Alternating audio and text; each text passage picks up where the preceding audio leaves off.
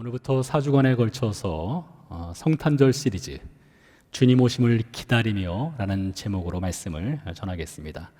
신약의 첫 번째 네 권의 책이 있죠. 사복음서라고 합니다. 마태, 마가, 누가, 요한복음이죠.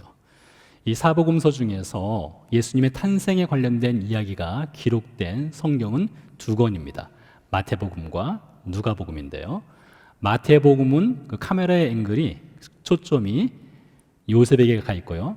누가복음은 마리아에게 가 있습니다. 그래서 이번 주는 요셉에 관한 이야기를 전하고요. 다음 주에는 마리아에 대해서 함께 숙고해 보도록 하겠습니다. 요셉에 관한 성경의 기록은 그리 많지 않습니다. 18절에 보니까 요셉은 마리아와 약혼한 관계라고 되어 있고요. 20절에 보면 요셉은 다윗의 자손이라고 되어 있습니다. 마태복음 13장 55절에 보면 요셉의 직업이 나오는데 그 직업은 목수라고 되어 있습니다. 요셉은 나사렛에서 살았습니다. 이 요셉 이야기가 나오는 성경 이야기가 시작되는 마태복음 1장 1절에 보니까 이렇게 기록되어 있습니다. 아브람과 다윗의 자손 예수 그리스도의 계보라 라는 말로 시작해서 이제 요셉의 선조 이야기가 쭉 기록이 되는데요. 2절부터 16절까지 보니까 남자가 39명이 등장하고요. 여자가 4명이 등장합니다. 요셉 앞에 있는 그 계보를 따라서 숫자를 헤아려보니 그렇습니다. 이 남자들 중에는 구약 성경에 아주 위대한 인물들이 그 안에 기록되어 있는 것을 볼 수 있습니다. 예를 들면 아브라함, 이삭, 야곱, 다윗, 히스기야와 같은 인물들이죠. 다 요셉의 선조들입니다. 그리고 이름만 기록되어 있는 인물들도 있습니다. 소개가 전혀 없어요. 이것을 묵상해 보니까 기록할 것이 많은 인생이 있고 기록할 것이 전혀 없는 빈종이 인생이 있겠다 싶습니다. 여러분 어떤 인생 살고 있습니까? 기록할 것이 많은 인생을 살고 있습니까? 아니면 기록할 것이 없는 빈종이 인생을 살고 있습니까? 또 한편으로는요, 이 성경 인물들의 기록을 쭉 살펴보니까 기록할 것이 많았다고 해서 그 인생을 잘 살았다고 말할 수 있느냐? 꼭 그렇지만도 않습니다. 차라리 기록되지 않았으면 좋았을 법한 헛된 인생을 산 인생들도 있습니다. 그러니 인생 기록을 얼마나 길게 남길 것이냐, 이거보다 중요한 것은 어떠한 기록을 남길 것이냐, 이게 더 중요하고 우리 인생에게 주어진 과제가 아닌가 생각이 됩니다. 이런 면에서 볼 때에 마태복음 저자가 요셉에 관한 이 짧은 이 기록 하나를 아주 의미심장하게 남겼는데요. 19절 말씀입니다. 그의 남편 요셉은 의로운 사람이라 그를 드러내지 아니하고 가만히 끊고자 하여 라는 말 한마디로 요셉의 인생 기록을 남겼습니다. 요셉은 의로운 사람이라는 것이죠. 이 마태가 요셉을 의로운 사람이라고 소개했는데 도대체 어떤 의미에서 의롭다 하였는지를 살펴볼 필요성이 또 있습니다.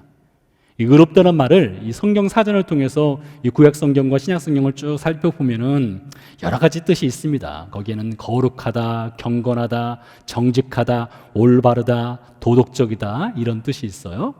특별히 성경 구약 성경의 첫 번째 5권 모세 오경이라고 하죠. 창세기, 출애굽기, 레위기, 민수기, 신명기 이 5권을 율법서 혹은 토라라고 하는데요. 모세 오경.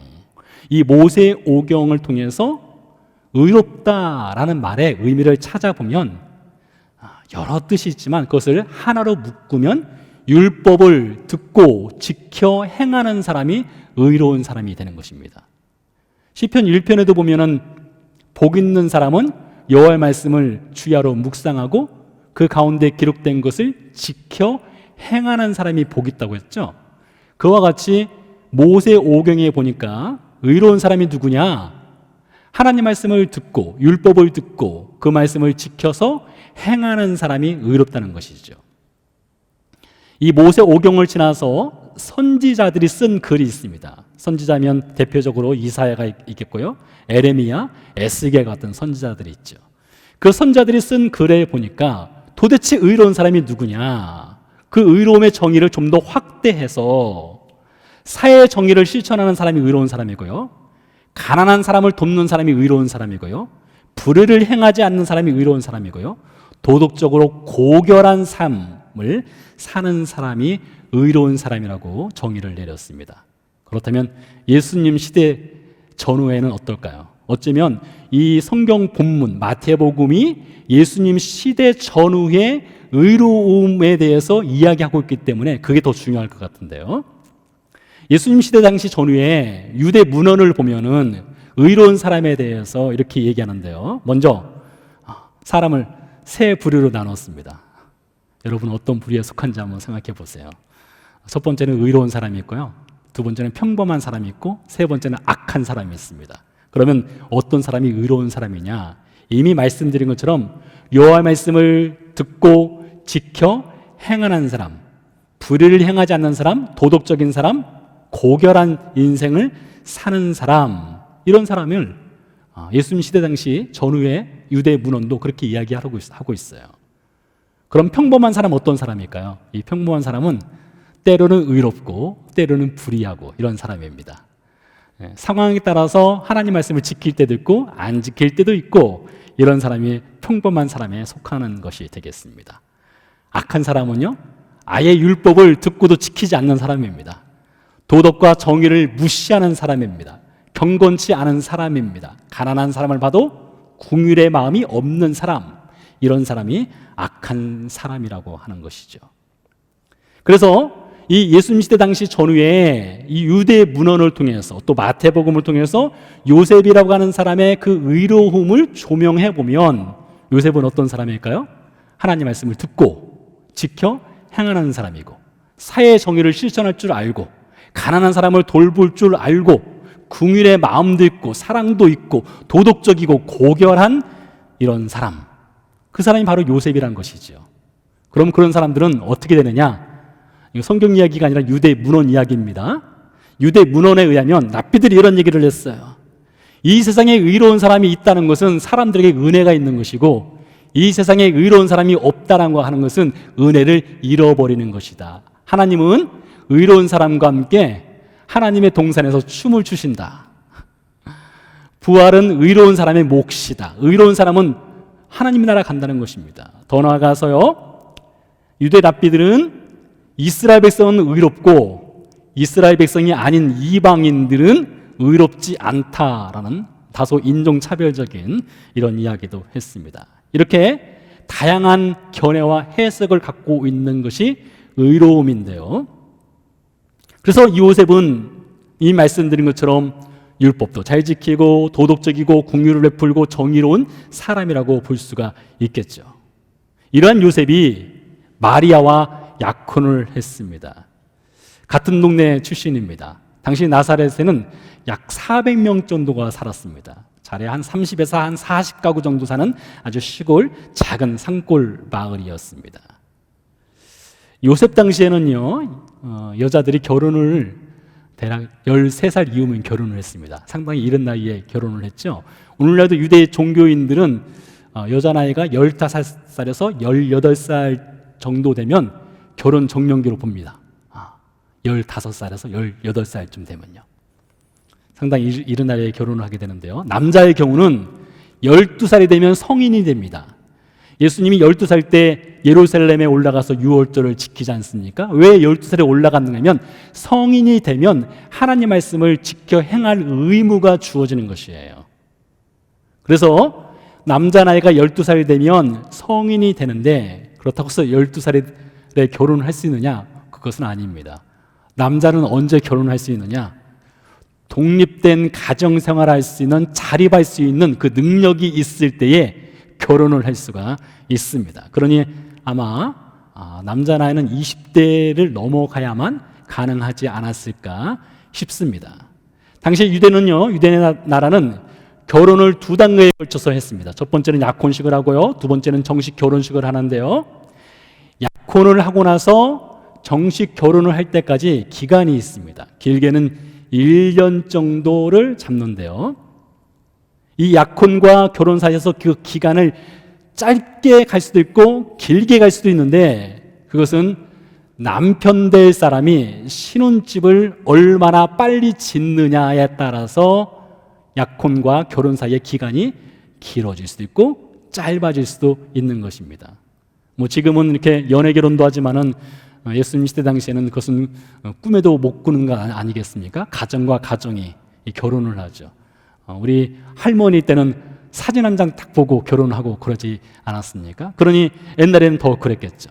아마 어쩌면 요셉과 마리아도 같은 동네 살면서 뭐 안면은 있고 하겠지만 연애는 꿈도 못 꿨을 것입니다.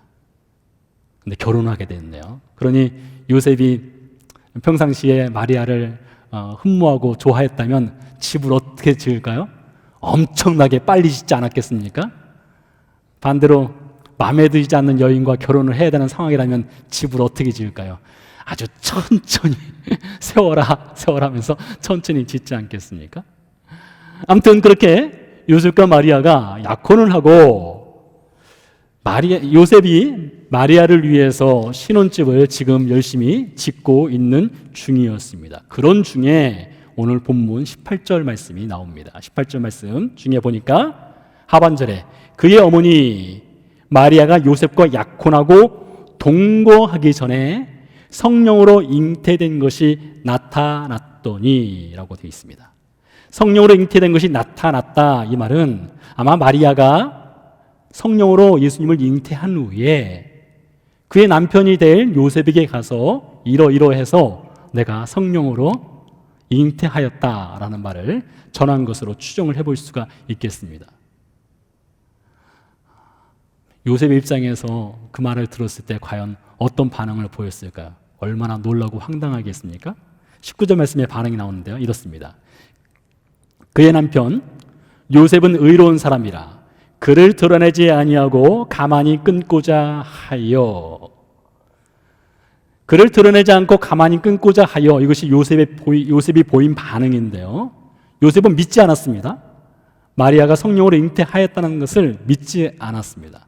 아마 저나 여러분이나 그 당시 살았다면 믿지 않았을 것입니다. 사실 오늘날도 예수님이 성령으로 잉태되었다는 것 믿지 않는 사람 상당히 많습니다. 기독교인들 중에는요, 2018년도에 갤럽에서 설문조사를 해봤는데 미국에 살고 있는 1,500명을 대상으로 설문조사를 해보니까 2014년도에는 제가 기억하기에 74% 정도가 예수님의 동정녀 탄생을 믿었는데요, 2017년, 18년쯤에는 그것이 약간 떨어져서 4~5% 정도가 예수님의 성령의 탄생, 성령으로 예수님이 잉태했다는 것을 믿고 있습니다. 오늘날도 사실 그렇게 많은 사람들이 믿지 않고 있죠. 근데 당사자라면 더 그렇지 않겠습니까? 그래서 요셉이 파혼을 하려 하였습니다. 당시에는요, 이 결혼을 하는 여자, 이 약혼을 한 여자 혹은 결혼을 한 여자가 성적 순결을 지키지 못했을 때에 처벌 규정이 아주 엄하였습니다. 신명기 22장 24절 말씀을 제가 읽어드리겠습니다. 이 법은 약혼한 여자가 성적 순결을 지키지 못했을 때에 어떻게 처벌을 하는지에 관한 규정이 되겠습니다. 처녀인 여자가 남자와 약혼한 후에 어떤 남자가 그를 성읍 중에서 만나 동침하면 너희는 그들을 둘 다 성은 문으로 끌어내고 그들을 돌로 쳐 죽일 것이니. 여자가 약혼을 했는데 성적 순결을 지키지 않았습니다. 그러면 남자 여자 둘을 동네 그 성문 앞에 끌어내어서 동네 사람들이 돌을 들어서 공개 처형을 시키라는 것이죠. 따라서 마리아가 성령에 의해서 예수님을 잉태했을 때 요셉이 마리아와 공개적으로 파혼을 하고 마리아는 성문 앞에서, 나사렛 사람들 앞에서 공개적으로 돌에 맞아서 죽을 수 있는 아주 위험한 상황이 벌어질 수도 있는 것이죠. 두 번째는요, 이런 방법으로 또 이혼을 하게 되는데요, 신명기 24장 1절 말씀을 읽어드리겠습니다. 사람이 아내를 맞이하여 데려온 후에 그에게 수치되는 일이 있음을 발견하고 그를 기뻐하지 아니하면 이혼 증서를 써서 그의 손에 쥐고 그를 자기 집으로 내보낼 것이요. 이 말씀에서요, 그에게 수치되는 일이라는 것은요, 성적 순결을 지키지 못한 것을 완곡하게 표현한 것이 되겠습니다. 그러니 결혼을 했는데 여자가 성적 순결을 지키지 않았다는 것이 드러나게 된 것입니다. 그랬을 때 이혼 증서를 써서 조용히 내보내 주라, 파혼하라 라는 것입니다.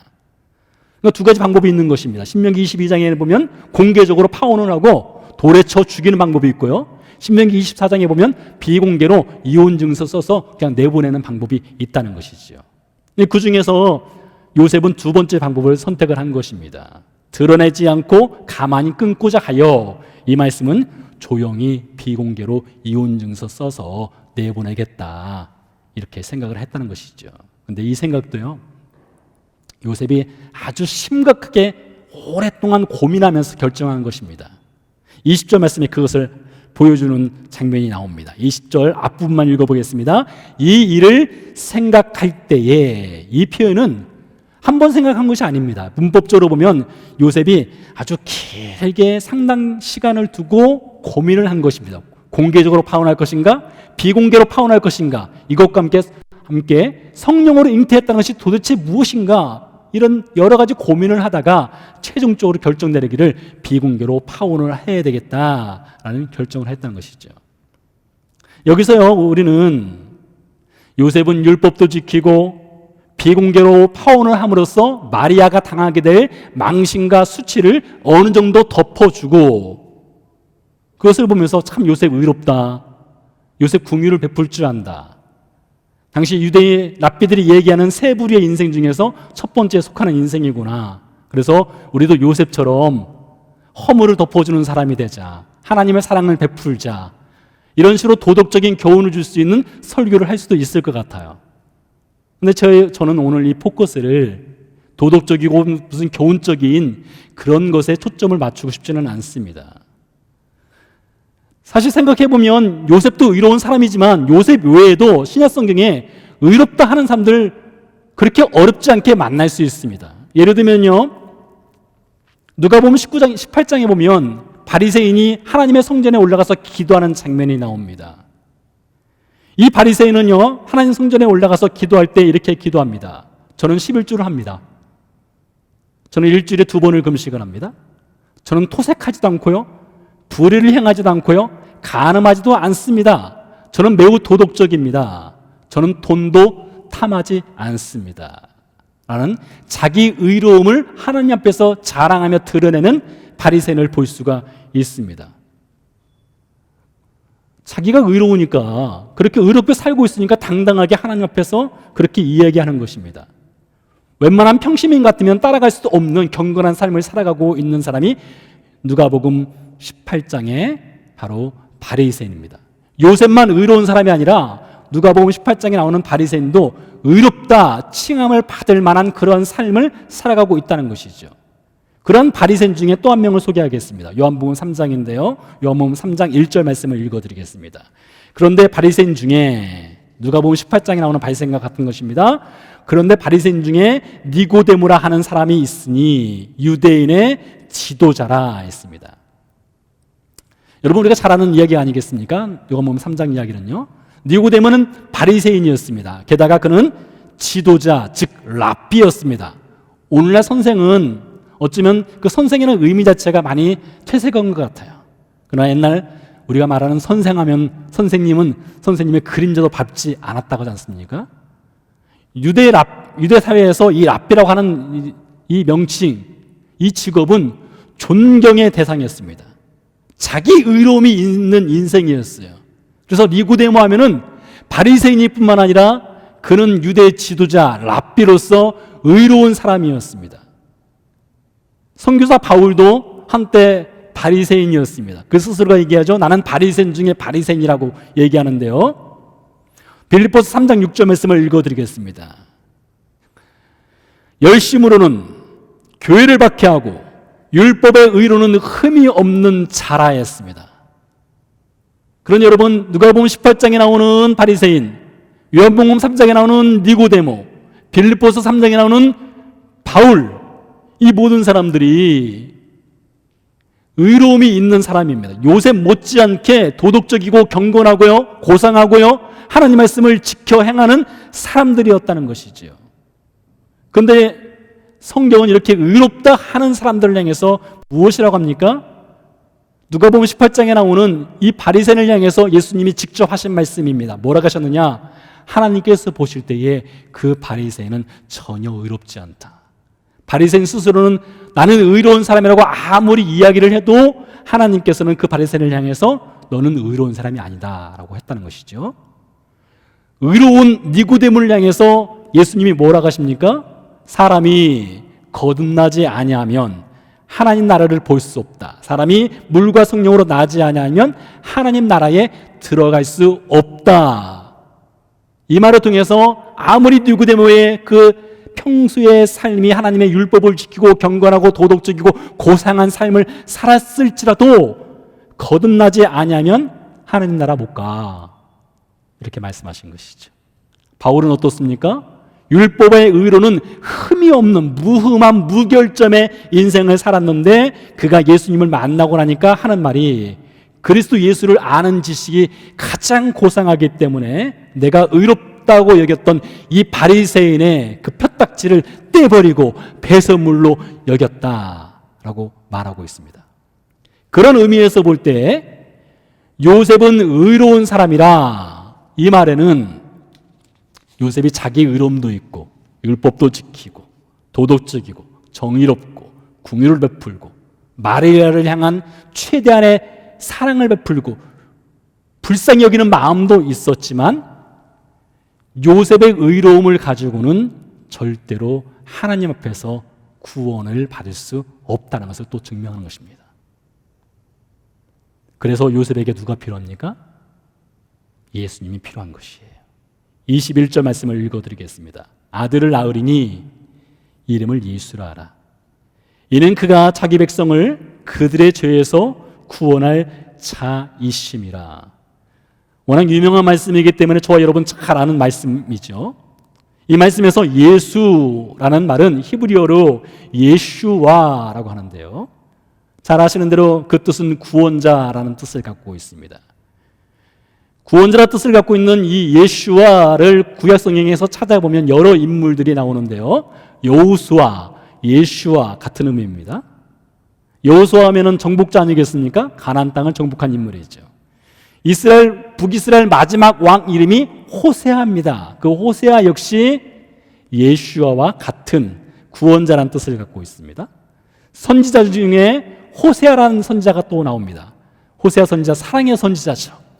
그 선지자 역시 마찬가지로 구원이라고 하는 뜻을 갖고 있습니다.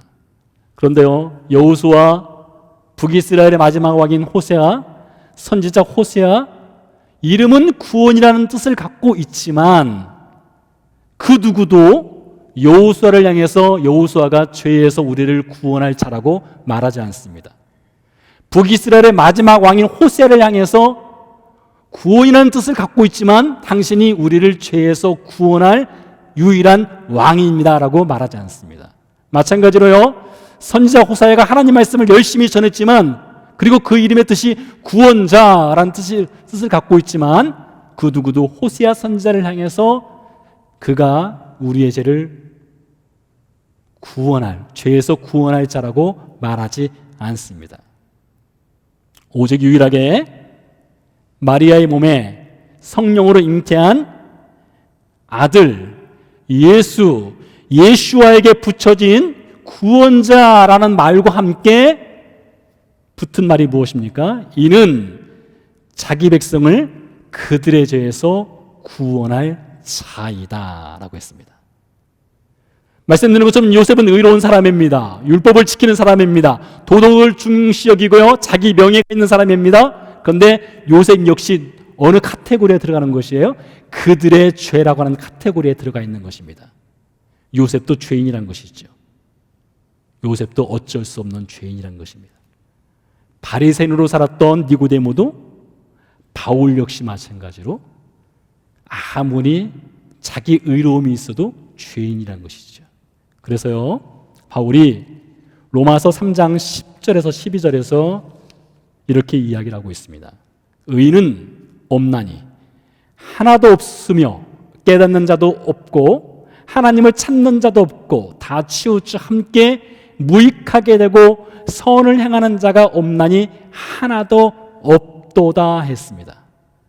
의인이 없는데 한 명도 없답니다. 아무리 의롭게 살았던 요셉도 성경의 말씀에 비춰보니 그는 의롭지 못하고 그 의로움조차도 죄라는 것을 말하고 있습니다. 그러면 도대체 누가 의인입니까? 어떻게 하면 의로운 사람이 될 수 있습니까?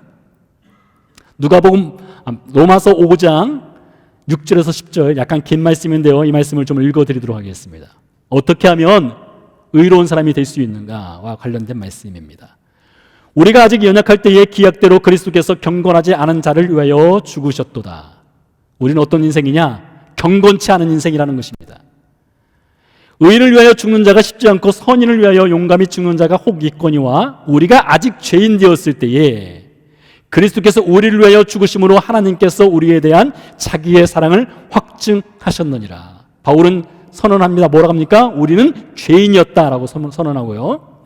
그러면 이제 우리가 그의 피로 말미암아 의롭다 하심을 받았으니 더욱 그로 말미암아 진노하심에서 구원을 받을 것이니. 어떻게 우리가 의롭게 되느냐? 그의 피로 말미암아, 즉 예수 그리스도로 말미암아 우리가 의롭게 될 수 있다라고 바울이 지금 선언하고 있죠. 좀 더 읽어드리겠습니다. 곧 우리가 원수 되었을 때에 그의 아들의 죽으심으로 말미암아 하나님과 화목하게 되고 화목하게 된 자로서 더욱 그의 살아심으로 말미암아 구원을 받을 것이니라. 바울은요, 세 가지를 얘기하고 있는데요. 첫 번째로 우리는 연약한 인생이다. 두 번째로 우리는 죄인이다. 세 번째로 우리는 하나님과 원수되었다. 이렇게 이야기합니다. 이 카테고리에 누가 들어간다고요? 요셉도 들어가고요, 니고데모도 들어가고요, 바울도 들어가고요, 저와 여러분도 그 카테고리에 들어가 있었다는 것입니다. 그런데 어떻게 의롭게 된다고요? 그의 피로 말미암아, 예수 그리스도로 말미암아 의롭게 될 수 있다는 것이죠. 로마서 10장에서 바울이 그래서 이렇게 얘기합니다. 우리가 어떻게 구원을 받느냐? 만일 네 입으로 예수를 주로 시인하고 하나님께서 그를 죽은 자 가운데서 살리신 것을 믿으면 구원을 받는다라고 이야기를 하고 있죠. 그런 이유로 인해서 예수님이 이 땅에 오신 것입니다. 사람의 의로는 절대로 하나님의 나라 갈 수도 없고 구원을 받을 수 없고 의롭게 될 수 없기 때문에 예수님께서 이 땅에 오신 것이죠. 마태복음 1장 21절 말씀을 다시 한번 읽어드리겠습니다. 마태복음 1장 21절 말씀 어떻게 하였습니까? 아들을 낳으리니 그 이름을 예수라 하라. 이는 그가 자기 백성을 그들의 죄에서 구원할 자이심이라. 요셉을 위해서 예수님이 이 땅에 오신 것이에요. 요셉과 같이 의로운 사람을 위해서 이 땅에 오신 것이고요, 요셉과 같이 의로운 삶을 살지 못하는 사람을 위해서도 예수님이 이 땅에 오셨다는 것입니다. 자, 이렇게 주의 사자가 요셉에게 예수님의 오심에 대해서 이야기를 했을 때에 요셉이 보인 반응을 좀 더 보도록 하겠습니다. 24절, 25절 말씀을 읽어드리겠습니다. 요셉이 잠에서 깨어 일어나 주의 사자의 분부대로 행하여 그의 아내를 데려왔으나 아들을 낳기까지 동침하지 아니하더니 낳음의 이름을 예수라 하니라. 저는 이 말씀에서요, 두 대목에 좀 주목하고 싶은데요, 첫 번째는 요셉이 잠에서 깨었다는 것입니다. 그러니까 요셉이 잠을 자고 있을 때 주의 사자가 나타나서 이 중요한 메시지를 전한 거예요. 아들을 낳으니 그 이름을 예수라 하라. 이 메시지를 전한 것입니다. 근데 요셉은요, 잠에서 깬 후에 이게 무슨 이상한 꿈이야, 이 정도로 여기지 않았다는 것입니다. 매우 그것을 심각하게 받아들였다는 것이죠. 두 번째는요, 어떻게 합니까? 일어나 주의 사자의 분부대로 행하여 즉시 행하였습니다. 그 마음속에 파혼해야지, 비공개로 이혼해야지, 이런 마음을 품었다가 주의 사자의 분부하심을 듣고 즉시 마음을 바꾸었습니다. 바꾸고 순종하는 장면을 24절에서 25절까지 이야기를 하고 있는 것이죠. 왜 그렇습니까? 왜 순종합니까? 예수 그리스도의 이름이란 말을 들었을 때에 요셉은 자기의 의로움을 가지고는, 자기 의로움으로는 하나님 앞에 나갈 수도 없고 세울 수도 없고 자신이 죄인이 될 수밖에 없다는 것을 그 이름을 통해서 깨닫는 것입니다. 그래서 요셉이 파혼하려는 생각을 접고 마리아와 결혼을 하게 되죠. 사랑하는 성도 여러분, 여러분은 교회를 다니는 목적이 무엇입니까? 여러분이 예수님을 믿는 목적이 무엇입니까? 20세기 최고의 기독교 변증가로 알려진 C.S. 루이스가 쓴 스크루테이프라는 편지가 있습니다. 이 편지는요, 초보 마귀인 워머드라고 하는 그 마귀에게 베테랑 마귀 삼촌이 조언을 남긴 거예요. 31편의 편지를 써서 마귀는 이렇게 살아야 된다. 예를 들면 슬기로운 마귀 생활이라고 할 수가 있겠죠. 그 편지를 남긴 것입니다. 이 편지 중에, 이 23번째 편지 중에 이런 글귀가 있습니다. 한번 잘 들어보세요. 기독교가, 이 마귀가 하는 얘기입니다. 마귀가 기독교가 진리이기 때문이 아니라 무언가 다른 이유 때문에 믿으라는 것, 이게 바로 우리 마귀들의 수법이야 라고 이야기를 하고 있습니다. 그러니까 신앙생활을 하는 목적이 진리 되신 것을, 진리 되신 예수님이 본질적인 신앙생활의 목적이 아니라 다른 이유들 때문에 교회를 다니고 믿음 생활을 하라는 것이죠. 예를 들면 교회를 다니는 목적이 도덕적인 삶을 살기 위해서, 좀 더 고상한 삶을 살기 위해서, 인생 조언을 받기 위해서, 사람들을 만나기 위해서, 무엇인가 자기 성취를 하기 위해서, 자기를 드러내기 위해서, 이런 여러 가지 목적들, 진리를 빼놓고 진리가 아닌 다른 것들을 목표로 삼고 목적으로 삼고 신앙생활을 하도록 하라. 이것이 마귀 베테랑이 초보 마귀에게 주는 조언이라는 것입니다. 생각해 보니까 제가 그랬어요. 제가 고등학교 2학년 때입니다. 저희 담임 선생님 그때 윤리 선생님이셨는데요, 아주 윤리적이셨어요. 어느 날 저에게 이렇게 물으셨습니다. 이준석, 너는 교회를 다니는 목적이 뭐야? 이유가 뭐야? 라고 물으셨습니다. 근데 그때 제가 얼뜻결에 답을 이렇게 말했어요.